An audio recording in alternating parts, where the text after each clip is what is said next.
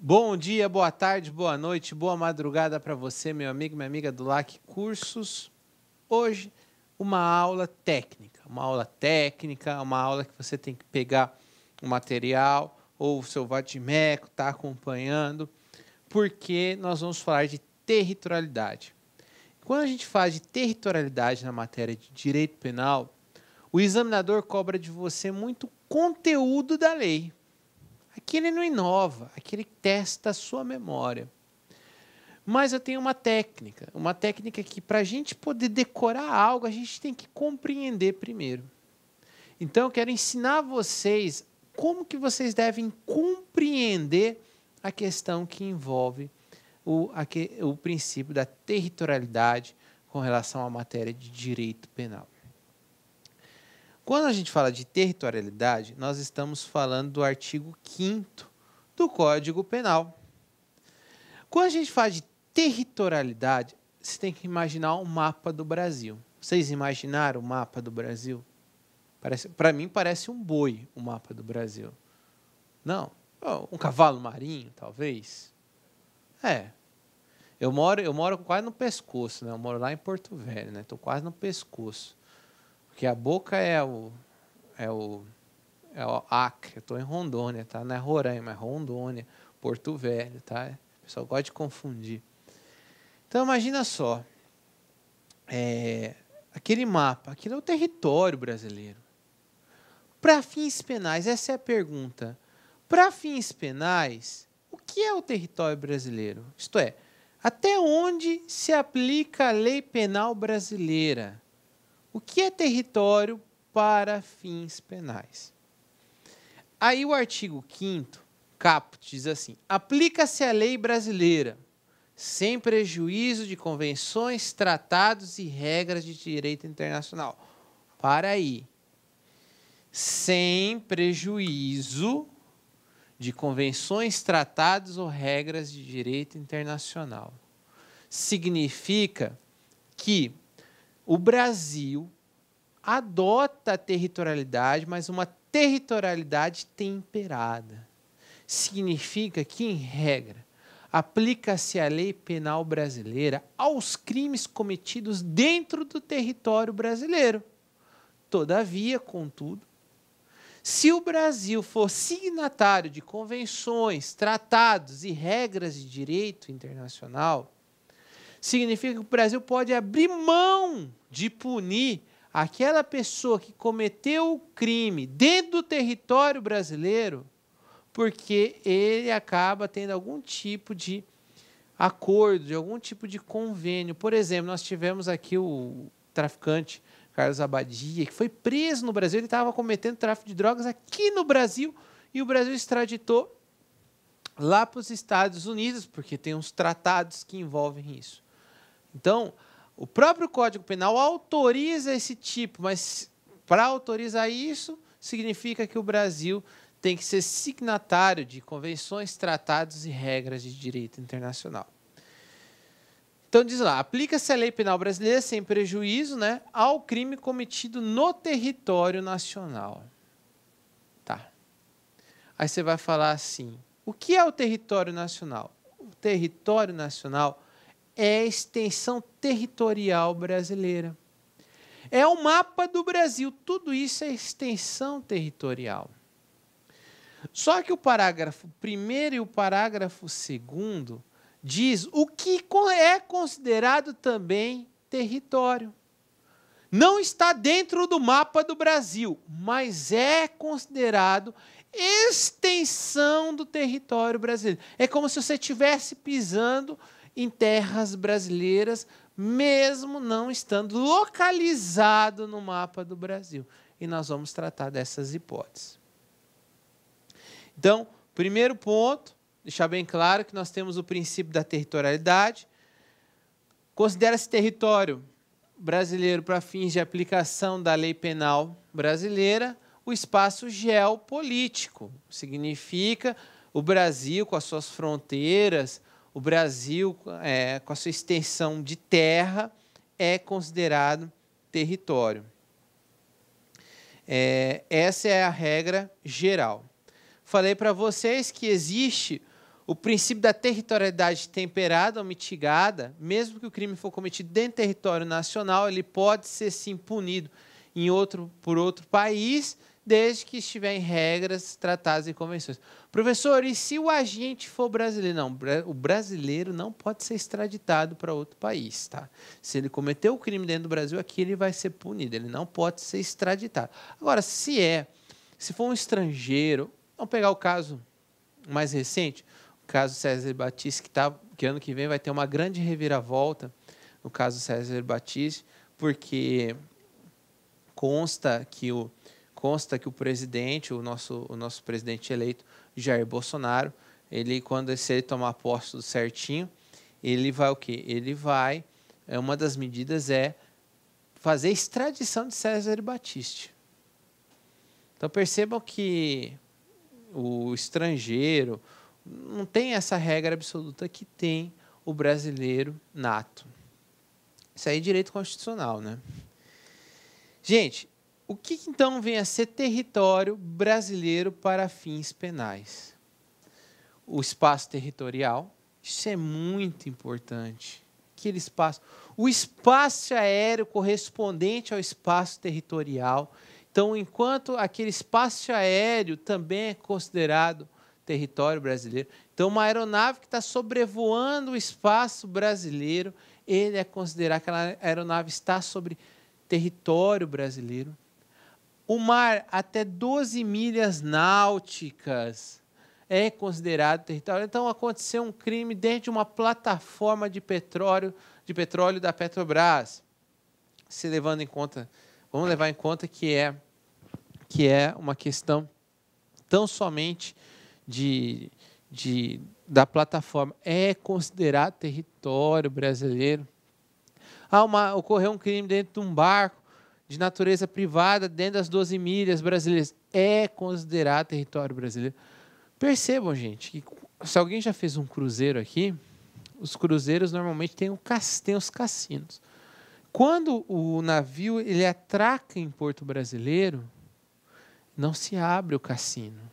Agora, quando ele vai para alto mar e sai das 12 milhas, aí ele abre o cassino. Por quê? Porque até 12 milhas marítimas respeita-se as regras de direito penal brasileiro.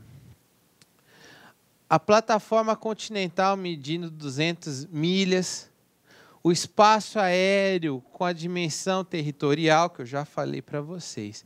Isso aqui é território brasileiro. Agora, essas duas outras possibilidades, eu vou ler com vocês no artigo, que fica muito mais interessante. Lá diz o quê? Para efeitos penais, o parágrafo 1º. Para efeitos penais, considera-se como extensão do território. Isso aqui é muito importante. Como extensão do território nacional. Como extensão do território nacional. Como fosse estendido, como se fosse uma continuidade do território. Nós já vimos o que é o território nacional, mas aqui está dizendo, é como se fosse uma extensão. As embarcações e aeronaves brasileiras de natureza pública ou a serviço do governo brasileiro, aonde quer que se encontre. Então, espera aí. Embarcações e aeronaves brasileiras a serviço do governo ou de natureza pública são o quê? São consideradas extensões do território brasileiro. Eu falei embarcações e aeronaves brasileiras de natureza pública ou a serviço do governo. Professor, as embaixadas brasileiras que estão localizadas em outros países são consideradas extensões do território brasileiro? Vamos ler o artigo? Vocês estão lendo que embaixadas? Não. As embaixadas não são consideradas extensões do território brasileiro para fins de aplicação de lei penal. Mas, professor, tem a história de que ninguém pode adentrar a embaixada? Sim. por questões de convenções e tratados internacionais. Mas ali não é considerado território brasileiro para fins penais. Então, tome cuidado com essa pegadinha. Outra coisa, bem como aeronaves e as embarcações brasileiras, mercantes ou de propriedade privada, que se achem, respectivamente, no espaço aéreo correspondente ou em alto mar. O que cai em prova é a gente separar que aeronaves e embarcações de natureza pública a serviço do governo são consideradas extensões do território brasileiro aonde quer que se encontrem. Então, se o avião presidencial estiver sobrevoando em qualquer lugar do mundo ou aterrissado em qualquer lugar do mundo e acontecer um crime ali dentro, lei penal brasileira. Se uma embarcação de natureza pública estiver onde estiver rodeando em qualquer mar, em qualquer parte do mundo, aplica-se a lei penal brasileira. Agora, se for de natureza privada, aí pé no freio. É considerado extensão do território brasileiro? Sim, desde que esteja em alto mar ou espaço aéreo que não seja de ninguém. Aí vigora o princípio da bandeira. A partir do momento que ele estiver fora das 12 milhas de qualquer país, ou das 200 milhas intercontinentais, naquele momento fala-se em lei penal brasileira, porque aquilo é território brasileiro. Está em alto mar pela bandeira da aeronave ou espaço aéreo pela natureza de origem da aeronave. Então, ali são considerados extensão do território brasileiro. Aí você vai falar assim, poxa, professor, então é isso, tudo isso é considerado extensão de território brasileiro. Exato. Tudo isso é considerado extensão de território brasileiro. Já caiu em prova, não custa reforçar, o chamado princípio da passagem de inocente. O que é o princípio da passagem de inocente? Esse princípio da passagem de inocente, ele está no artigo 3º do decreto da lei 8.617 de 93. Seria o seguinte, deixa eu... Opa! Aqui. Seria assim. Então, aqui tem o Brasil. Eu vou tentar desenhar o Brasil. Não ficam rindo de mim, tá? Nossa Senhora. Não. Pronto. É o Brasil. Vocês já compreenderam o que é o Brasil, né? Aqui nós temos as 12 milhas. As 12 milhas. E aqui vem um navio. Vamos fazer um navio? Vamos. É um naviozinho. Navio, tá, gente? Não é eu que estou. E esse navio é de bandeira argentina. Bandeira argentina. E esse navio, ele obrigatoriamente ele vai passar aqui das 12 milhas até ir para a Argentina. Entrando nas 12, e é um navio de natureza privada da Argentina. Mas o destino não é o Brasil, o destino é a Argentina. Olá, meus amigos, minhas amigas, sou o professor Luiz Antônio Carvalho, estou aqui para fazer um convite muito especial.